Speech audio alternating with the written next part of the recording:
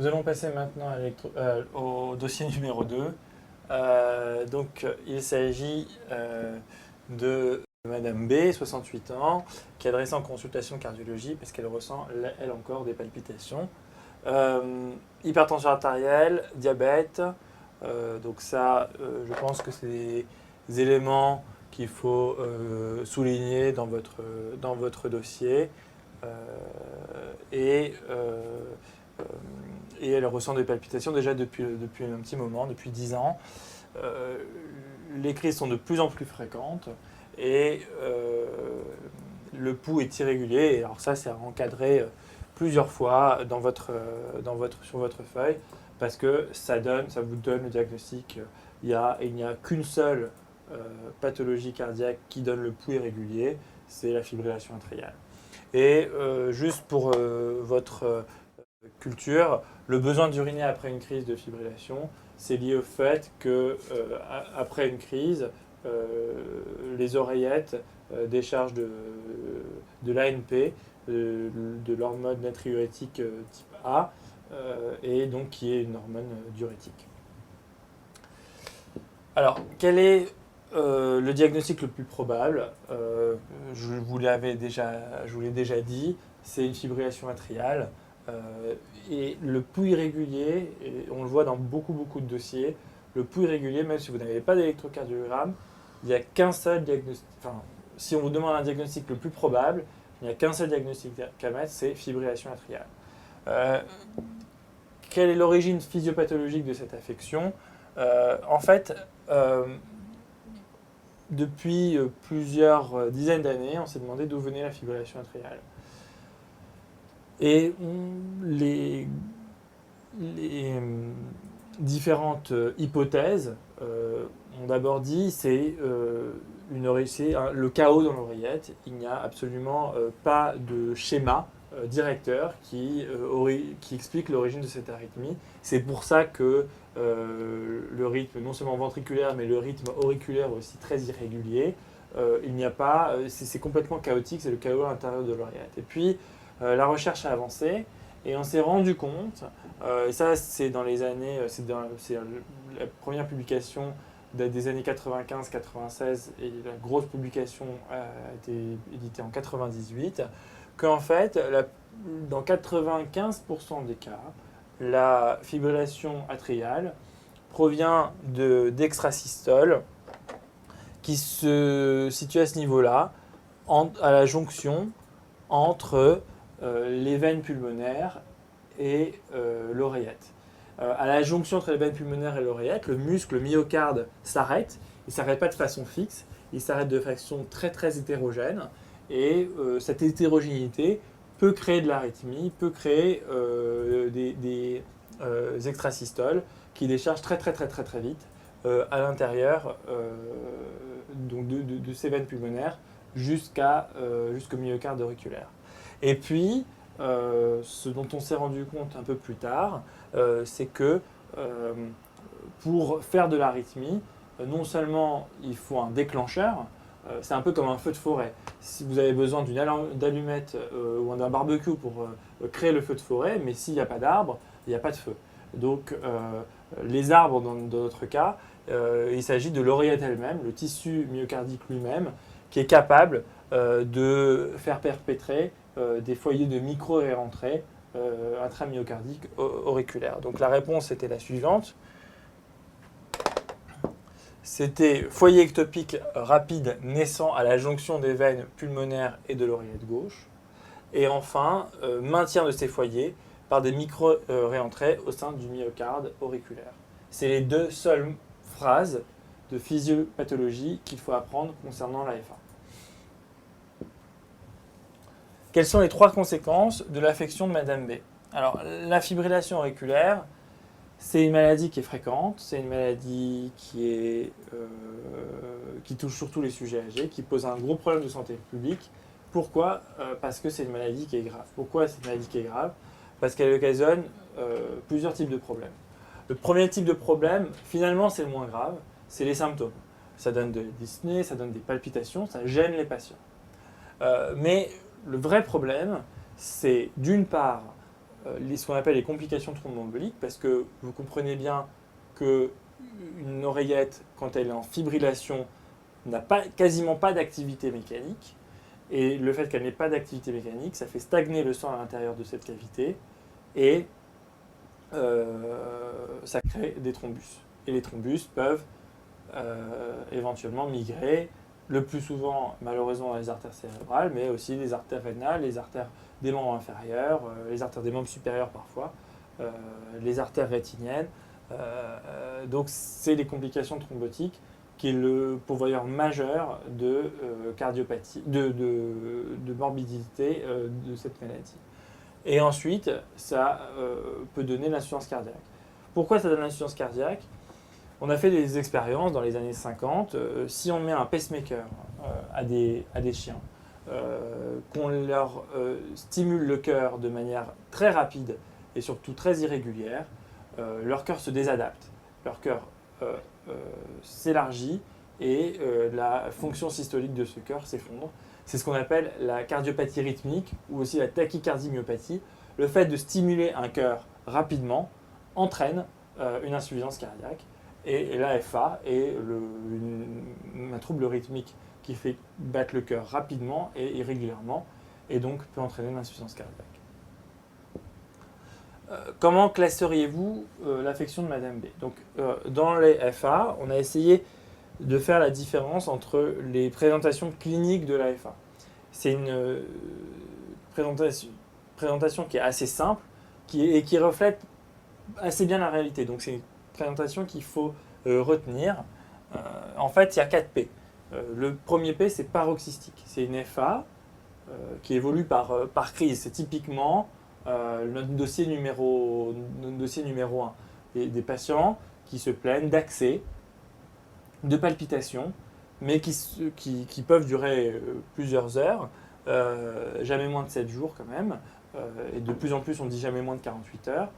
Mais surtout, ce qu'il faut retenir, c'est que la FA paroxystique se réduit spontanément. Vous n'avez pas besoin d'un docteur, vous n'avez pas besoin de médicaments, vous n'avez pas besoin de choc électrique pour revenir en rythme sinusal.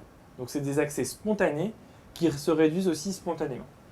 Contrairement à la FA persistante, c'est le deuxième P, qui est une forme, donc c'est un peu dans la continuité, c'est la crise qui dure en fait.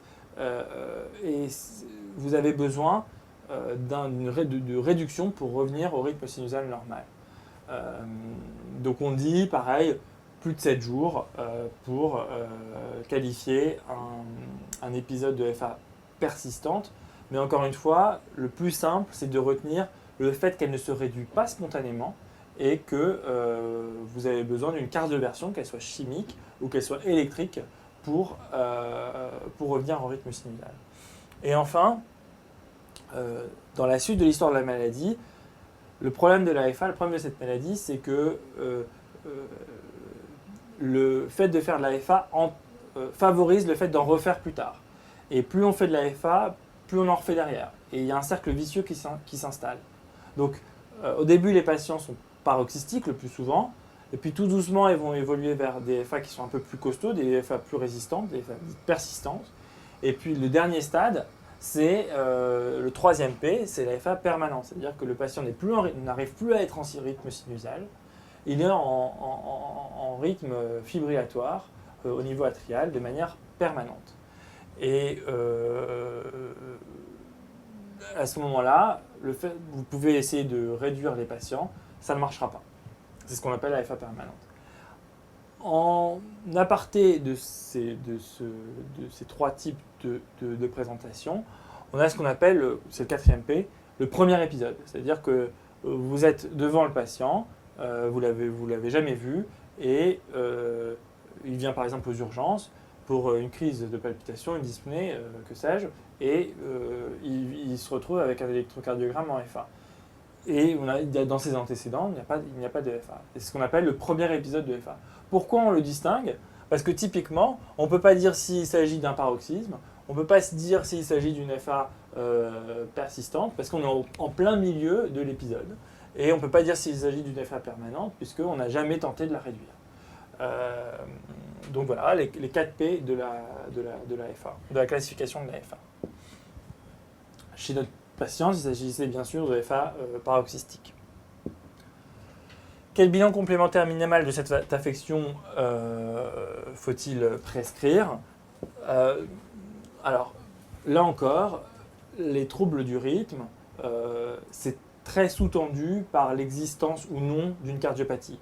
Donc, c'est toujours la même chose, il faut rechercher une cardiopathie. Quel est le moyen le plus simple de rechercher une cardiopathie? Faire une échographie cardiaque transthoracique pour voir l'état du ventricule, voir si le pronostic ne sera pas le même, par exemple, si c'est une FA sur insuffisance cardiaque ou une FA sans insuffisance cardiaque. Le pronostic ne sera pas le même, et même le traitement ne sera pas le même s'il s'agit d'une FA sur une maladie valvulaire que sur une FA sur une maladie non valvulaire, etc., etc. Donc, il faut d'abord, la base, c'est de regarder le cœur et de voir si le cœur est sain ou pas. Ensuite, il faut éliminer les causes secondaires, rechercher une hyperthyroïdie, dite classique dans cause classique de FA secondaire, et une hypokaliémie. Même si c'est des diagnostics qui ne sont pas fréquents, c'est fait de manière systématique et c'est recommandé de le faire. On recherche aussi, on fait systématiquement aussi une radiographie thoracique. Déjà pour voir, ça donne une autre idée de la taille du cœur. La cardiomégalie est un marqueur d'insuffisance cardiaque. Mais surtout pour voir éventuellement des foyers bronchiques. Et c'est assez souvent qu'un foyer bronchique peut être l'occasion d'un accès de FA. Le bilan est normal. Comment évaluer le risque embolique de Madame B? Je pense que vous connaissez maintenant tout ce score.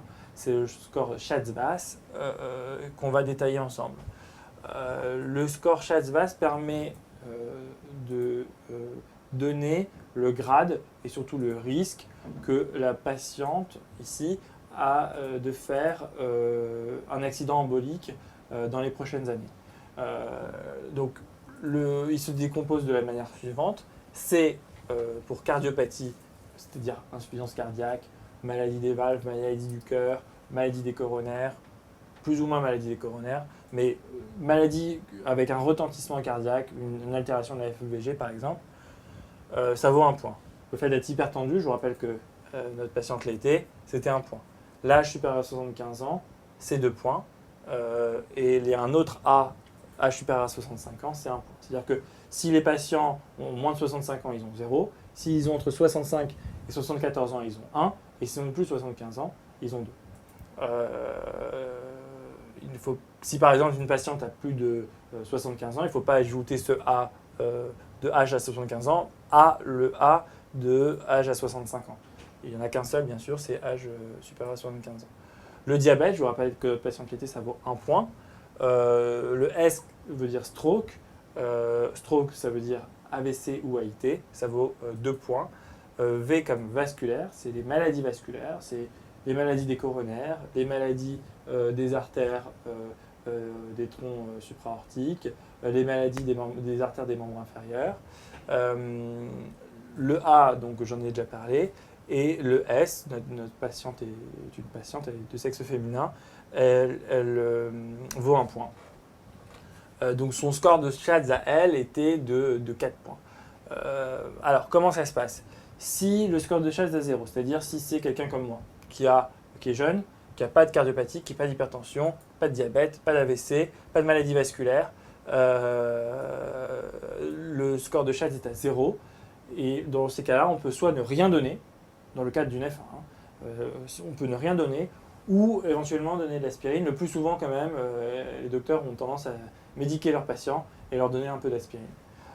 Si le score de Schatz est égal à 1, c'est-à-dire une jeune femme, par exemple, ou un jeune patient diabétique, ou un jeune patient hypertendu. À ce moment-là, ce qui est préconisé, c'est de donner de l'aspirine. Si le score de Schatz est supérieur ou égal à 2, c'est-à-dire 2 et plus, c'est un score qui va jusqu'à 9, à ce moment-là, on donne de manière systématique des anticoagulants avec Aufrendon. Donc c'était le cas de notre patient, elle avait un score de 16 à 4 et c'est le score de Schatz-Vass, c'est la réponse que j'attendais, qui permettait d'évaluer le score de thrombose, le risque de thrombose chez ces patients. Comment traiter ce risque?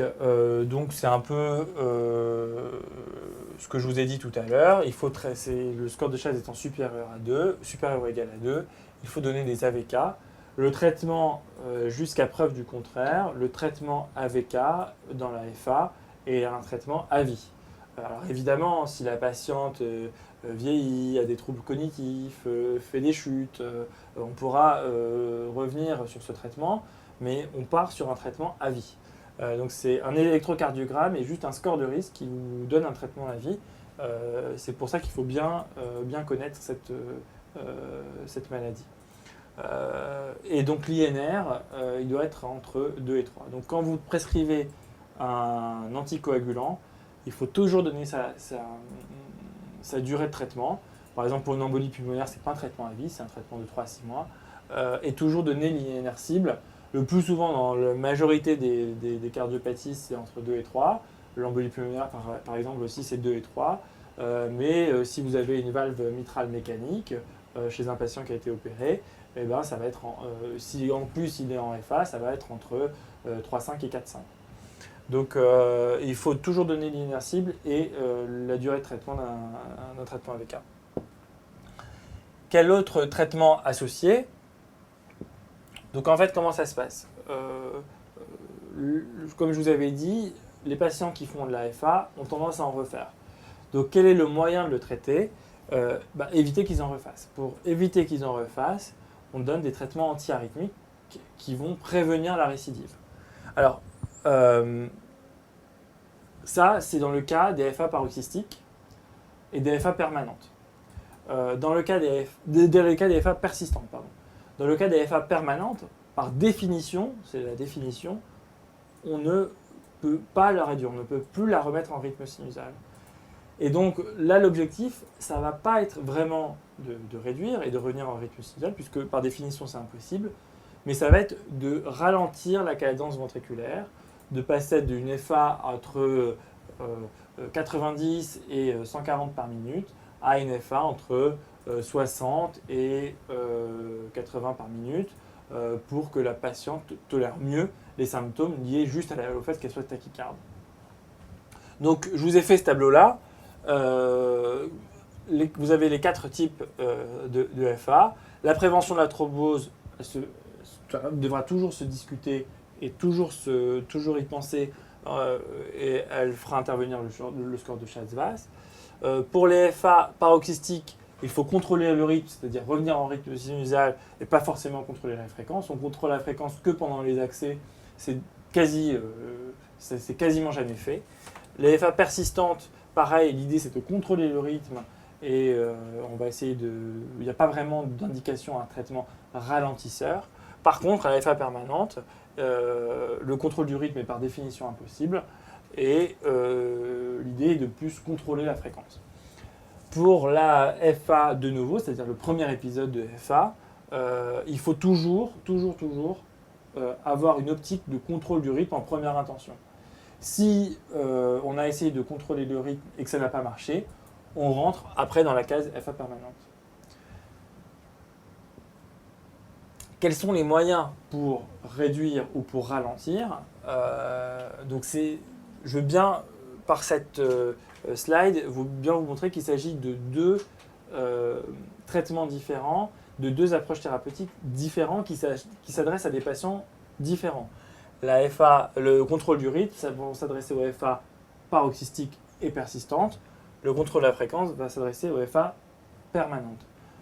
Donc pour contrôler le rythme, qu'est-ce qu'on a? On a le traitement antiarythmique, préventif des récidives, donc la flécaïne, les bêta-bloquants, les anticalciques chez les patients qui n'ont pas d'insuffisance cardiaque, la cordarone et le sotalol chez les patients qui ont le cœur abîmé, le cœur d'une insuffisance cardiaque.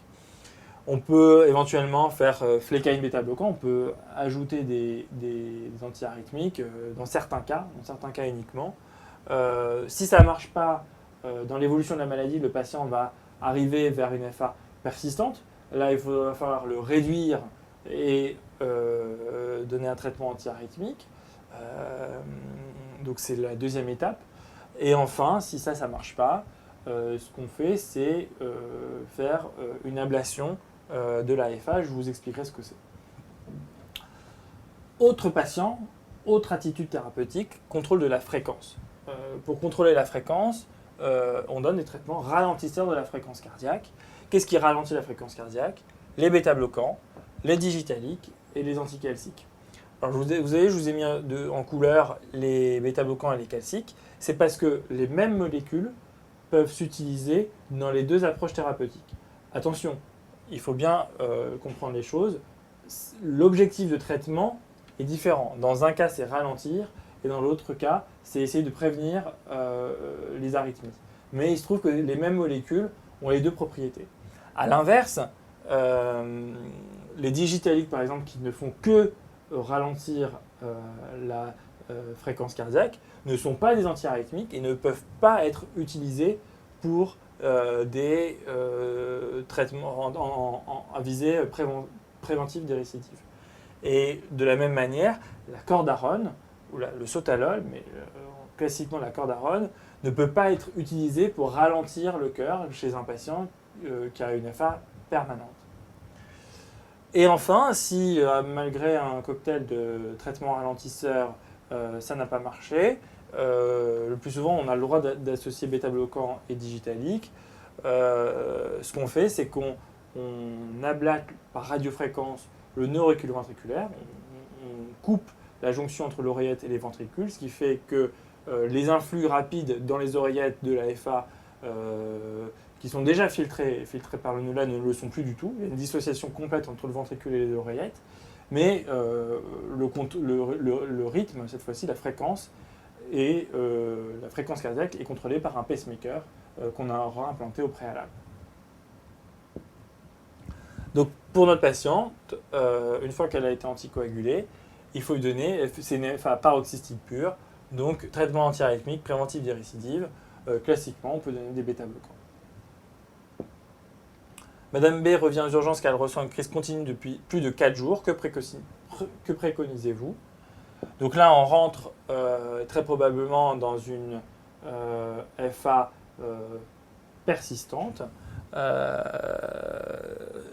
Alors, le fait d'être paroxystique persistante ou permanente ne change rien au score Chasvas, il ne change rien à l'anticoagulation. Donc on maintient l'anticoagulation. Je dis bien éventuellement, c'est possible de le faire, mais ce n'est pas forcément obligatoire. On peut ralentir la cadence ventriculaire juste pour soulager la patiente pendant la crise, par ajout de digoxine. Et puis, une fois qu'on est sûr qu'il n'y a pas de thrombus dans l'oreillette, donc par 4 semaines d'AVK ou par une échographie transœsophagienne au préalable, on aura le droit de réduire par cardioversion soit chimique, soit par choc électrique externe. Donc c'est ça la prise en charge d'une FA paroxystique. C'est qu'il va falloir réduire la patiente, qu'on peut éventuellement ralentir en attendant la réduction, et qu'une fois qu'on l'aura réduite, toujours maintenir le traitement antiarythmique préventif des récidives. Donc malgré votre traitement, les crises de palpitation persistent depuis plus d'1 an. Quel traitement proposer? Et là, je vais vous parler très rapidement de l'ablation de la FA. Comme je vous avais expliqué, la FA naît dans la jonction entre les veines pulmonaires et l'oreillette gauche. Et l'idée, c'est avec une espèce de cautérisation par un courant électrique qui est toujours un courant de radiofréquence, isoler électriquement les ostiums, les ostia des veines pulmonaires pour empêcher ces influx d'arriver à l'oreillette. Et ça fait maintenant une quinzaine d'années que ce traitement existe et montre de bons résultats. Voilà, je voulais juste vous en dire un petit mot. Nous avons abordé l'item fibrillation atriale, qui est un item qui est important, non seulement aux ECN, mais aussi dans votre vie de médecin. Je voulais juste rajouter une précision. L'échographie transœsophagienne ne fait pas partie du bilan complémentaire tout venant d'une FA. Une échographie transthoracique suffit.